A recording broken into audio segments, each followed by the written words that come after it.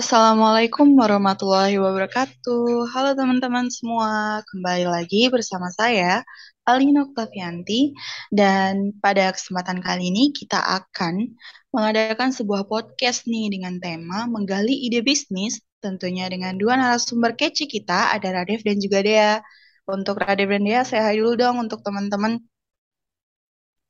Halo teman-teman. Selamat pagi.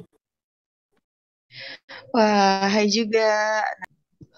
Oke, jadi sebelum dengan lebih lanjut ya tentang podcast kita, mungkin teman-teman mau kenalan dulu nih sama dua narasumber kita untuk Radef dan juga Dea.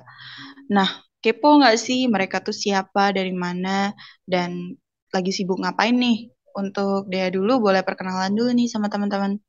Silakan Dea. Baik, terima kasih. Perkenalkan, nama saya Dia Azara, berasal dari Pendidikan Fisika Universitas Indonesia. Kesibukan saya, ya karena saya mahasiswa ya, jadi sibuknya kuliah gitu saja. Terima kasih. Kalau untuk Radef sendiri, Perkenalkan nama saya Raditya Fialdi ya dari Prodi Pendidikan Fisika di Universitas Sriwijaya sama Dea. Kesibukan saya juga sibuk kuliah sih akhir-akhir ini. oke, jadi keduanya sama-sama dari pendidikan fisika ya. Untuk narasumber kita nih, sekarang udah semester berapa nih Kak, kalau boleh tahu Kak? Sudah semester 5. Iya sama Dea. Saya juga semester 5. Wah, keren, keren, keren. Udah semester 5 ya teman-teman semua. Terus nih, karena kita kan tema podcastnya kan menggali ide bisnis ya. Sebelumnya saya mau tanya dulu nih sama narasumber kita. Udah tahu belum sih tentang technopreneurship? Kalau untuk Radef sendiri, udah tahu belum sih technopreneurship itu apa gitu? Dari saya sih technopreneurship itu tuh bisnis ya, bisnis. Dia tuh mengandalkan digital kayak gitu. Nah, biasanya kan mereka tuh berjualannya tuh bisnisnya tuh di offline saja dan teknopreneurship ini nih bisa disalurkan dengan digital gitu kayak teknologi misal dari Instagram ataupun yang lainnya gitu lah. Nah, oke Radef. Selanjutnya untuk Dea nih. Gimana nih untuk Dea? Technopreneurship itu apa sih menurut Dea? Technopreneurship ini sama ya kayak yang dibicarakan oleh Radif tadi. Nah, mungkin saya itu lebih ke contohnya ya. Kan technopreneurship ini adalah bisnis yang berbasiskan teknologi. Nah, kita bisa lihat contohnya itu kayak ada aplikasi seperti Shopee, ada Tokopedia, ada juga Gojek. Nah, aplikasi itu tuh memudahkan para masyarakat atau konsumen itu untuk membeli barang tuh tanpa pergi-pergi keluar gitu. Apa ada yang males nih keluar, jadi bisa buka aja aplikasinya. Terus beli deh bahan-bahan kebutuhan untuk seperti pakaian, makanan, dan sebagainya. Nah, kalau untuk yang Gojek tuh kan kalau nih ada orang yang males nih bawa motor atau bawa mobil, bisa nih pakai Gojek. Gojek tuh Gojek untuk jemput kita, untuk nganter-nganter kita kemana gitu. Mungkin itu saja. Terima kasih. Baik-baik. Jadi sama ya, intinya bisnis yang memanfaatkan kemajuan teknologi gitu. Karena kan udah generasi Z, generasi milenial, harus melek teknologi. Tapi untuk Radif sama Dea sendiri, tertarik nggak? Atau mungkin mau berbisnis gitu, dan alasannya kenapa gitu? Untuk Dea. Pastinya ya tertarik ya, karena juga saya itu sudah menjalankan bisnis kecil ya, bisnis makanan atau snack itu Rizal Mayo. Nah, jadi dengan saya menjalankan bisnis ini tuh saya tuh juga punya pengalaman untuk berbisnis. Mungkin itu saja. Oh, jadi udah punya bisnis ya bahkan. Bisnis Rizal Mayo nih teman-teman. Kalau Iya, yang mau betul. pesen-pesen, kalau teman-teman mau pesen itu nanti bisa hubungin langsung ya ke Ya, nomor di bisa bawah. hubungin saya ya. Oke. Untuk Radit sendiri tertarik nggak kira-kira sama technopreneurship gitu? Terus alasannya kenapa nih? Hmm, dari saya sih juga sangat tertarik ya dengan teknopreneurship ini. Kebetulan sama juga sama Dea, saya juga punya usaha gitu. eh, itu desain logo gitu. Nah, kalau dari teman-teman yang mau eh, me- membayar sewa saya untuk membuat logo-logo dari perusahaan ataupun yang lain, instansi lain, bisa hubungi saya juga. Radif juga udah punya bisnis sendiri ya. Wah, keren banget nih. Bisnis desain logo, teman-teman. Kalau teman-teman ada yang butuh logo, bisa nih kontak-kontak sama Radif ya. Tapi keren loh kalian.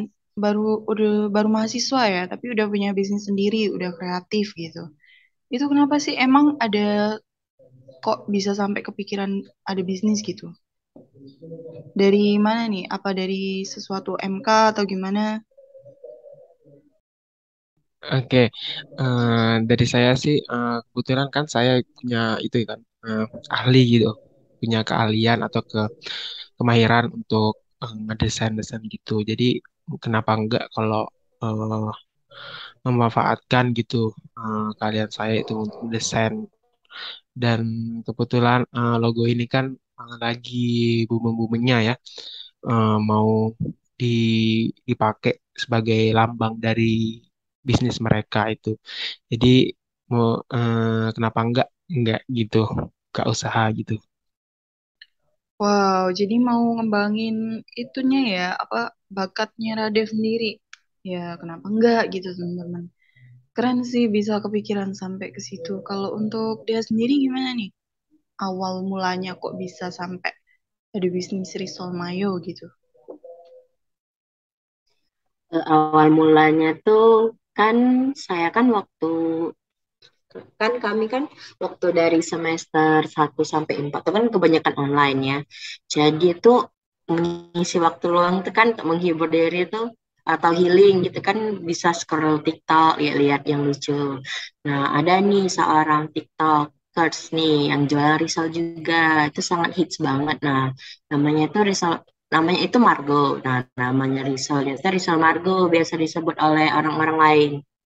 Nah, saya kepikiran kayaknya kalau buka bisnis risol mayo ini enak juga kali ya kalau kita bikin bisa maksudnya tuh kan di Rizal Margo itu sangat rame gitu kan. Nah, kenapa nggak bikin juga gitu? Kali aja tuh bisa nguntungin sama bisa laris juga tuh di daerah di daerah saya sendiri gitu. Nah, jadilah saya itu apa tuh collab nih sama kakak saya untuk buat apa tuh jajanan Rizal Mayo ini. Dan ternyata alhamdulillah ada yang beli juga. Alhamdulillah tuh rame gitu. Tapi perlahan-lahan saja sih nggak selalu setiap hari tuh rame. Tapi jalanin aja dulu. Jadi awalnya terinspirasi dari TikTok ya, karena bosen gitu kan, healing, scroll-scroll TikTok terus terinspirasi nih mau bisnis nih, keren. Jadi nggak melulu cuma scroll-scroll ya teman-teman. Kalau di TikTok ada kayak ide bisnis gitu bisa ditiru loh, kayak dia ini. Ya siapa tahu kan rezeki teman-teman gitu. Tapi untuk bisnis Radip sama Dea ini ya, untuk pasarnya itu di mana sih? Kira-kira konsumen yang dituju sama produk bisnis kalian tuh siapa aja gitu? Untuk Dea siapa aja nih? Pemasarannya biasanya kemana gitu? Kalau untuk Rizal Ayu sendiri itu sebenarnya bisa di semua kalangan ya.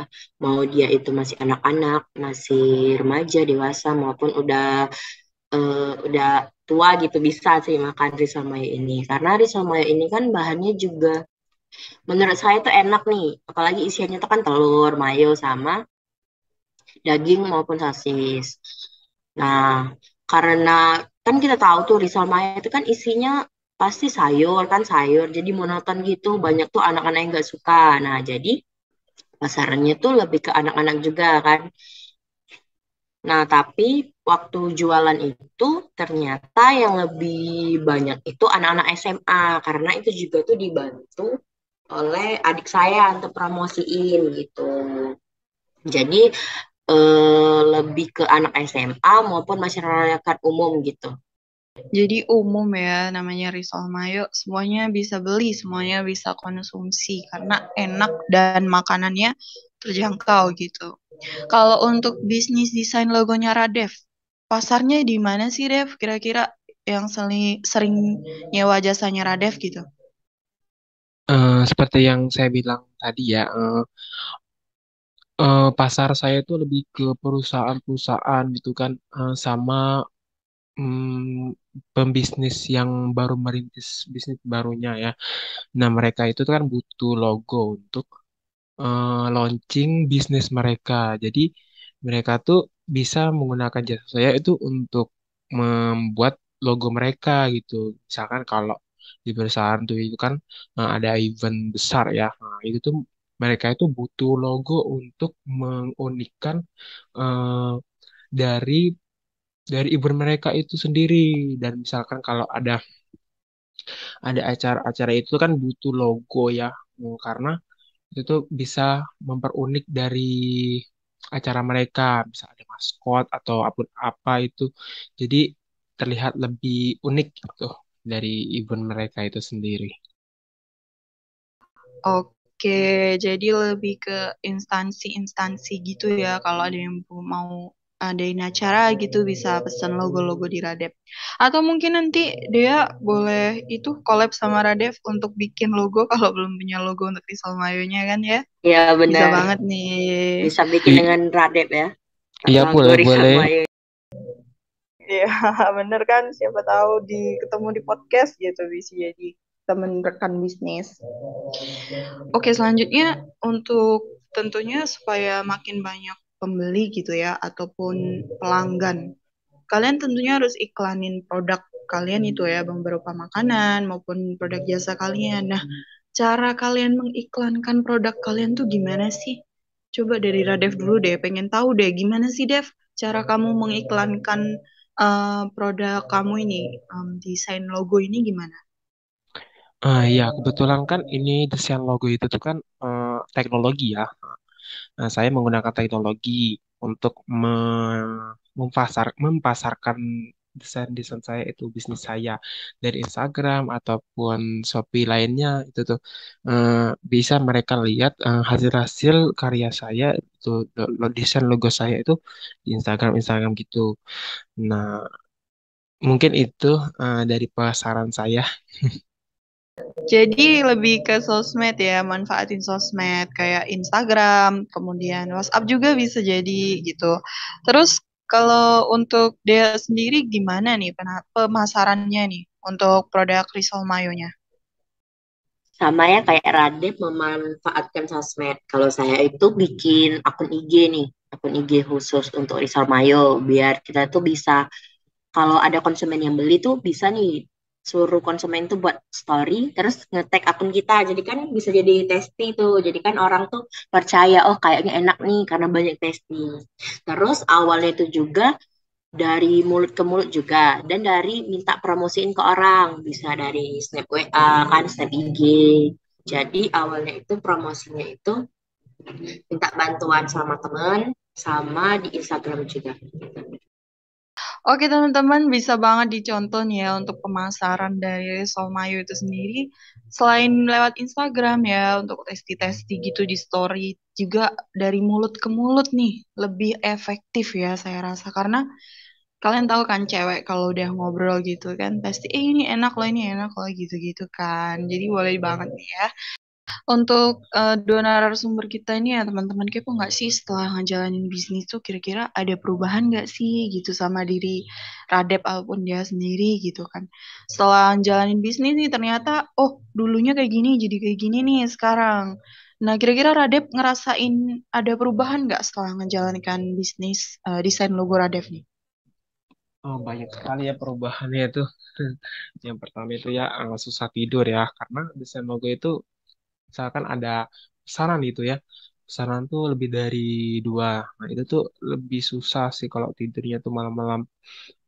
Karena itu fokusnya kan malam itu kan sepi ya. Nah, jadi lebih lebih fokus itu kalau malam-malam untuk ngedesain logo itu. Nah, itu sih kayak kurang tidur.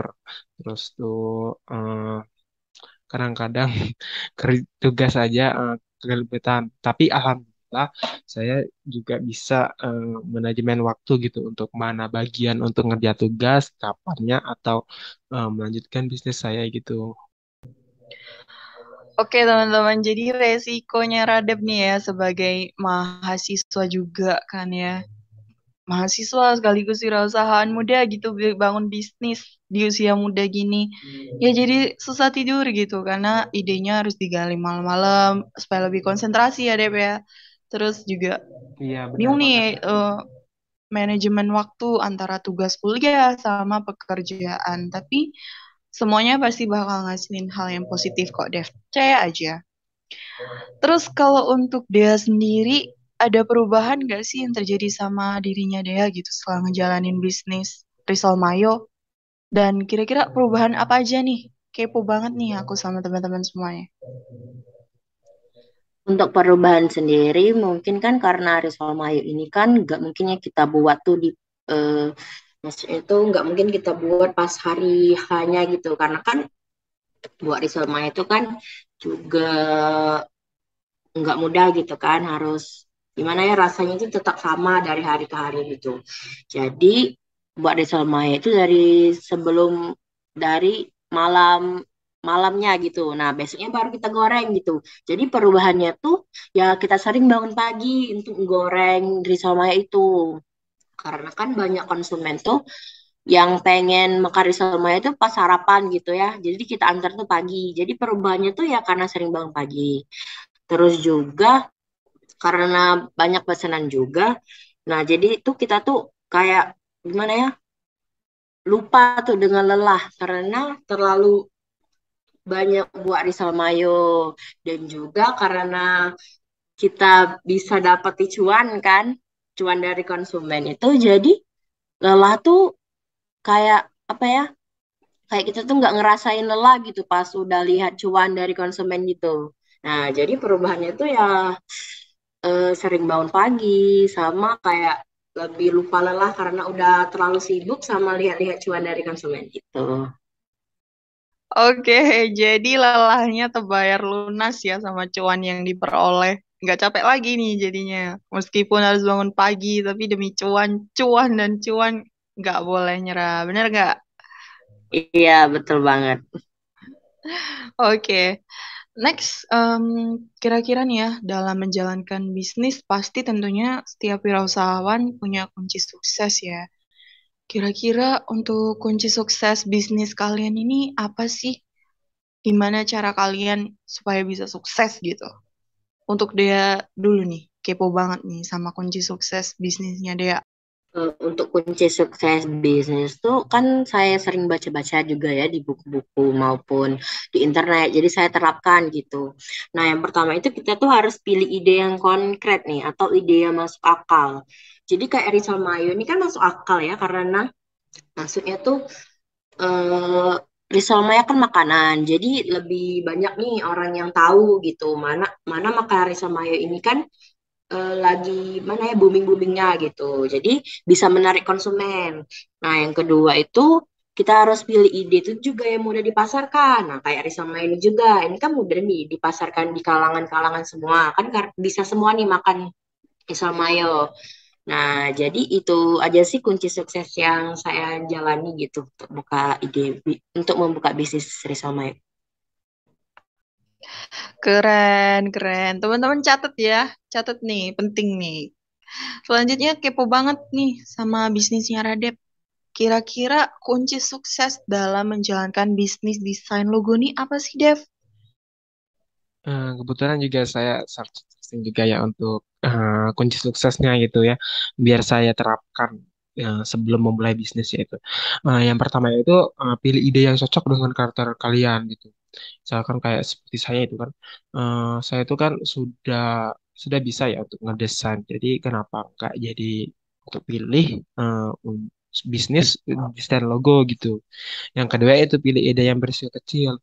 Dari bisnis saya misalkan, nah itu kan eh, modalnya itu kan cuma kota atau aplikasi ya untuk mendesain. Jadi resikonya tuh kecil untuk kerugiannya tuh. Terus yang ketiga yaitu pilih ide yang dapat bertahan gitu. Kan kebetulan saya kan ilmu misal kayak desain itu kan seperti digali terus ya, bisa kayak cari referensi atau cari belajar terus lah pokoknya. Jadi itu tuh bisa bertahan untuk bisnisnya itu tersendiri gitu. Mantep nih teman-teman. Kalau teman-teman nih dari tadi ngedengerin ya ini ilmu banget loh ya untuk yang mau bisnis gitu ataupun yang mau atau bahkan yang udah punya bisnis nih kayak mereka. Tapi Radip sama dia ini keren loh. Masih mahasiswa gitu ya, sibuk sama kuliahnya semester 5 ada bisnis juga gitu karena kan nanti lulus ya seenggaknya udah ada lapangan kerja sendiri gitu, udah ngeciptain sendiri dan ini sebuah contoh yang bagus banget ya untuk aku dan teman-teman semua pastinya. Oke, kita lanjut. Tapi kira-kira Radep sama Dea sendiri pernah dengar nggak tentang istilah SWOT nih dalam bisnis? SWOT. Iya pernah dengar ya di mata kuliah. Iya pernah dengar juga sih karena kebetulan saya juga kuliah gitu sama dia juga sekelas gitu kan. Well, kalau kalian udah pernah dengar gitu ya tentang istilah strength, terus weakness, kemudian opportunity dan juga threats, aku mau tanya nih sama dua narasumber kita. Untuk bisnis kalian sendiri, kira-kira pengaruh positif apa sih yang dimiliki sama produk kalian gitu? Yang berkaitan dengan bisnis kalian sendiri ataupun masyarakat sekitar. Kalau untuk Radev dulu nih. Kira-kira apa nih Dev pengaruh positifnya? Oh ya, pengaruh positif dari bisnis saya itu kan saya punya tim ya. Itu tuh kebetulan ya, eh, saya juga kewalahan kalau cuma sendiri ya untuk mengerjakan logo itu sendiri.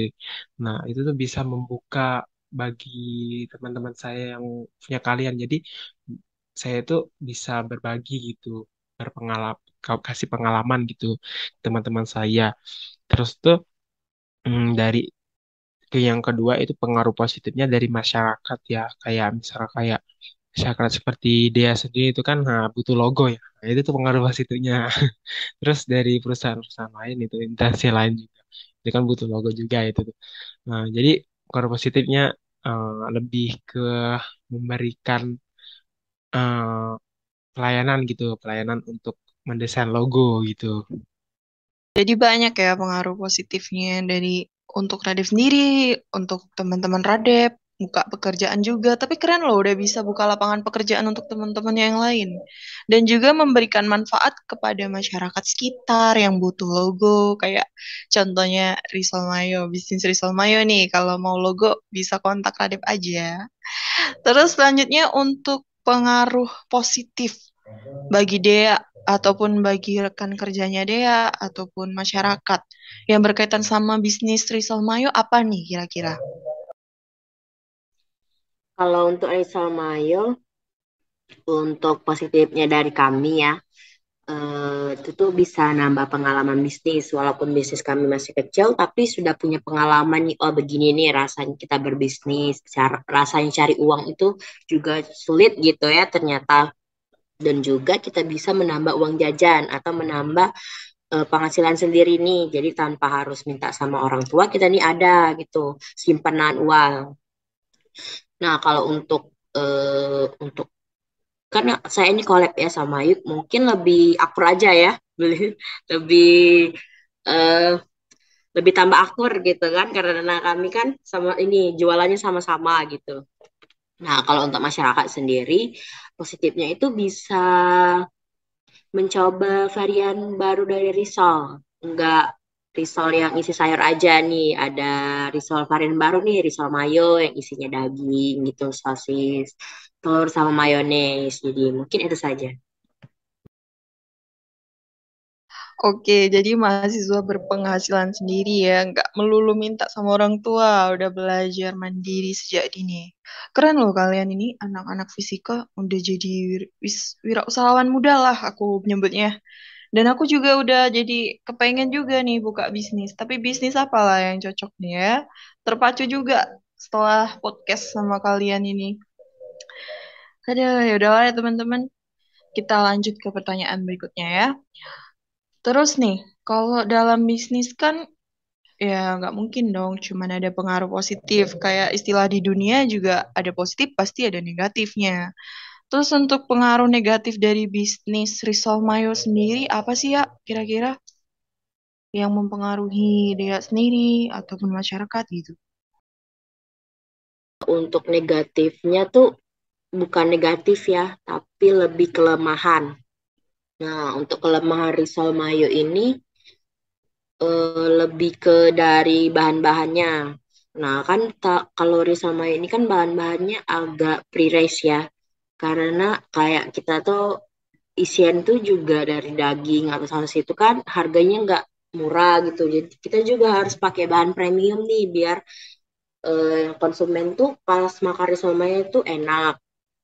Nah, jadi kelemahannya itu dari segi biaya untuk bahan dari risol mayo tersebut. Nah, kalau untuk masyarakat tuh kelemahannya karena risol mayo ini lagi hits atau lagi viral banget, jadi banyak nih yang jualan juga. Nah, mungkin aja di daerah saya itu ada yang lebih enak nih. Jadi yang risol mayo saya ini ada saingan gitu.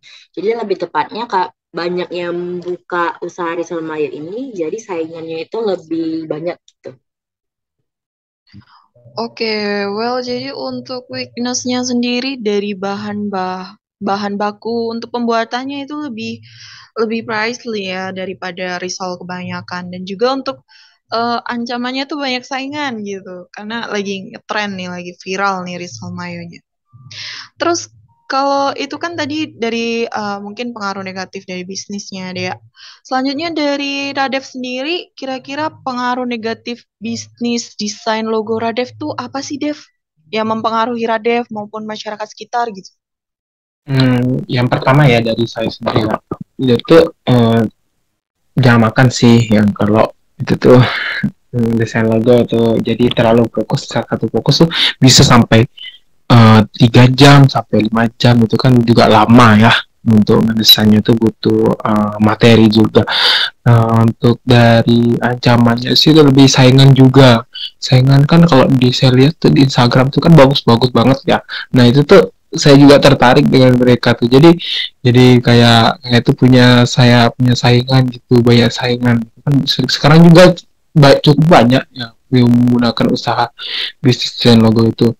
Nah, itu tuh jadi menjadi penghambat bisnis saya tuh akan berlanjut. Tapi mudah-mudahan dengan saya itu saya bisa bersaing gitu dengan yang lain. Eh, ya mungkin itu Mbak. Oke, jadi lebih itu ya karena fokus banget nih ngerjain desain logo sampai lupa makan, lupa tidur. Tapi Radef harus tetap jaga kesehatan supaya bisnisnya juga lancar gitu. Karena kalau Radef sakit ya bisnisnya juga terhenti, cuan pun berhenti gitu. Dan juga untuk masalah saingan, teman-teman. Ya namanya berbisnis ya, teman-teman semua pasti saingan itu ada. Cuman rezeki kan udah ada yang ngatur, jadi harus tetap semangat aja dalam berbisnis. Selanjutnya, dalam melakukan sesuatu gitu ya, apalagi bisnis. Tentunya seorang wirausahawan itu harus punya prinsip dalam melakukan bisnis. Nah, untuk prinsip bisnis dari kalian tuh gimana sih, guys? Kayak pertama dari Radef dulu nih. Prinsip bisnis yang Radef pegang dalam menjalankan bisnis desain logo itu apa sih, Dev? Apa aja? Oke, dari prinsip saya itu ya yang pertama tuh rayakan kesuksesan ya. Nah, kesuksesan saya maupun tim saya. Terus tuh yang kedua itu coba minta masukan yang lain dari dari karyawan misalnya dari tim-tim saya itu kan saya butuh masukan tidak hanya dari saya sendiri yang benar gitu. Terus yang ketiga yaitu selalu memuaskan pelanggan gitu. Saya saya itu dari desain logo itu harus sesuai atau seperti yang maunya dari pelanggan gitu biar biar mereka tuh senang dan bisa menggunakan jasa saya itu untuk membuat logo lagi gitu. Yang keempat ya teman-teman yang keempat itu coba cari ide yang berlawanan. Kayak misalkan kalau dari Instagram saya lihat ya Instagram misalnya mereka tuh idenya mereka itu aja dan mereka kita tuh harus kreatif gitu menuangkan ide-ide yang baru dari kita sendiri. Tidak hanya yang monoton itu-itu aja. Jadi kita tuh harus kreatif. Apalagi ya desain logo ini. Harus kreatif biar mereka tuh tertarik gitu dengan penyewaan logo saya. Mungkin itu. Wow, prinsip yang sangat keren dan juga sangat membuka mata, mungkin mata teman-teman lainnya yang lagi bisnis gitu ya, untuk mulai bisnisnya. Ini prinsipnya patut dicontoh loh teman. Selanjutnya kita kepo juga nih sama prinsip bisnis Dea kan? Prinsip bisnis dalam menjalankan bisnis Risol Mayo. Apa aja nih ya kira-kira ya bisa di-spill dong?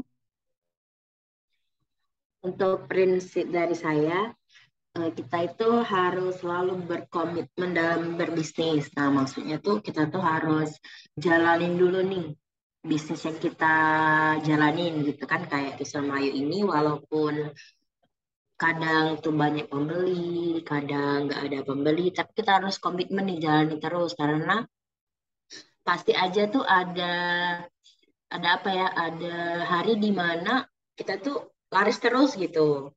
Nah, yang kedua itu bagi nih keuntungan bisnis kita itu dengan semua rekan. Nah, kan saya itu collab nih sama kakak saya. Jadi kita bagi nih penghasilannya gitu. Biar sama-sama enak sama-sama nyaman tuh jalanin bisnisnya. Nah, yang ketiga itu memotivasi rekan bisnis kita. Nah, dengan cara kayak kita tuh kasih motivasi nih. Kalau misalnya Rizal Mayu ini nggak ada apa tuh, misalnya nggak ada yang beli, kita motivasi. Pasti di suatu hari tuh ada tuh yang beli gitu. Nah, yang keempat itu kita tuh harus selalu berkomunikasi nih sama rekan bisnis kita. Jadi kita tuh nggak boleh tuh adanya miskomunikasi nih sama rekan bisnis. Karena kan kalau ada komunikasi itu kan bakal ada terjadinya kesalahpahaman. Jadi kita tuh harus sering-sering berkomunikasi. Nah, yang terakhir itu kita tuh harus menghargai semua rekan bisnis kita. Kayak kita tuh harus menghargai usaha dia, menghargai kerja keras dia, dan sebaliknya pun si rekan itu juga harus menghargai kita. Itu aja sih, Mbak. Wah, mantep ya, mantep banget prinsip bisnis dari kedua narasumber kita ini. Jadi lebih menambah pengetahuan teman-teman lagi, menambah pengetahuan aku juga secara pribadi gitu. Terus nih, last but not least, kira-kira Radit sama dia ada pesan-pesan nggak yang ingin disampaikan ke teman-teman semua pendengar podcast kita pada hari ini? Eh, Kalau misalkan mereka ingin memulai bisnisnya ataupun sedang di masa-masa down saat menjalankan bisnis mereka, bisa banget nih dikasih pesan-pesan. Untuk dia sendiri, pesan-pesannya apa nih untuk teman-teman? Nah, pesan-pesan untuk para pembisnis pemula nih atau pembisnis muda, kalau kalian mau buka bisnis, kecil-kecilan tuh nggak apa-apa ya, tapi tuh jangan langsung nyerah gitu. Dan juga harus tetap jalani sama harus berkomitmen dengan bisnis. Pokoknya tuh kita tuh harus mencoba dulu, jangan takut mencoba untuk memulai hal yang baru. Kayak jangan takut mencoba untuk memulai bisnis baru gitu. Dan juga pesannya itu kita itu jangan mau nikmatin hasilnya, tapi juga harus melewati berbagai proses untuk menuju kesuksesan pada diri kita sendiri gitu. Terima kasih Mbak. Itu mungkin motivasi bagi pembisnis muda gitu. Terima kasih. Oke, jadi teman-teman semua jangan cuma mau hasilnya doang nih, harus juga berproses karena proses itulah yang mendewasakan kita dan juga memberi kita banyak pengalaman tentunya ya. Untuk Radef nih, kira-kira ada pesan nggak yang ingin disampaikan ke teman-teman semua? Dari saya sih hampir sama ya sama Dea ya. Hmm, jangan takut ya untuk mulai bisnis gitu kan. Apalagi kita mahasiswa ya. Eh, kita tuh harus terus belajar itu. Apalagi bisnis ini kan gak rugi-rugi amat ya karena kita itu butuh banget pengalaman dari itu tersendiri, bisnis itu sendiri ya. Jangan lupa kita tuh selalu berdoa gitu. Kita izin orang tua juga, jangan lupa itu kalau memulai bisnis. Nah, itu bisa diridokan ke Allah gitu Subhanahu wa taala gitu untuk bisnis kita itu tetap lancar gitu. Yang ketiga yaitu selalu komitmen ya. Benar kata dia tadi ya. Kalau kita tuh nggak komitmen dengan bisnis kita kayak eh, misal bulan pertama itu kita usaha ini, bulan kedua itu usaha itu, bulan ketiga beda lagi. Jadi tuh kayak kita tuh nggak komitmen sama bisnis. Jadi kita tuh harus nggak usah menyerah gitu dengan misal bisnis apa misal kayak bisnis Mbak Dia itu kan risol. Itu tuh kita harus komitmen, jangan misalkan kayak kita tuh ada jatuh bangunnya itu harus tetap kuat gitu biar bisnis kita itu tetap jalan. Jangan jangan sekali kita tuh kayak down dan mau berhenti gitu untuk mengakhiri bisnis, kan rugi banget itu kan, apalagi eh, itu kan biaya besar. Mungkin itu. Nah, ini nih teman-teman pesan dari Radep ya, jangan lepas komitmen. Di setiap bisnis pasti ada up, ada down-nya, dan semua orang pasti mengalami hal itu. Cuman jangan menyerah dan keep semangatnya, keep spiritnya. Oke, kita udah sampai di penghujung podcast pada hari ini nih. Big thanks banget buat dia sama Radep udah ngeluangin waktu dan juga udah berbagi ilmunya untuk aku dan juga untuk teman-teman semua yang ada di sini. Mungkin dari podcast ini nanti termasuk aku ya, udah terpacu nih dalam mau menjalanin bisnis.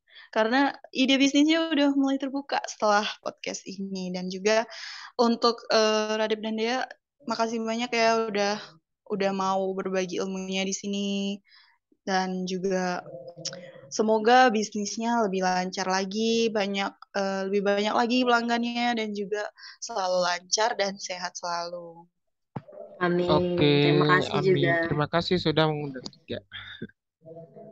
Ya, terima kasih juga kepada Alina sudah mengundang kami. Semoga Ya, yang kami semoga. sampaikan bermanfaat. Iya, amin, amin. Pasti bermanfaat dong. Ini buktinya aku udah mau bisnis juga nih setelah podcast sama kalian nih. Keren sih. Umur Hebat, hebat. mahasiswa udah punya bisnis sendiri gitu. Kan nanti lulus udah jangan-jangan udah malah membuka lapangan pekerjaan nih buat teman-teman lainnya nih. Kan keren. Dan bisa memacu semangat juga. Oke teman-teman, semoga dengan podcast pada hari ini teman-teman semua jadi lebih semangat lagi, lebih menambah wawasan teman-teman, dan juga bisa mulai bisnisnya ya. Dan akhir kata tentu kesalahan yang saya perbuat, saya minta maaf dan kepada Allah saya mohon maghfirnya. Terima kasih udah mendengarkan podcast ini sampai akhir dan saya akhiri wassalamualaikum warahmatullahi wabarakatuh. Sampai ketemu lagi di podcast selanjutnya. Dadah.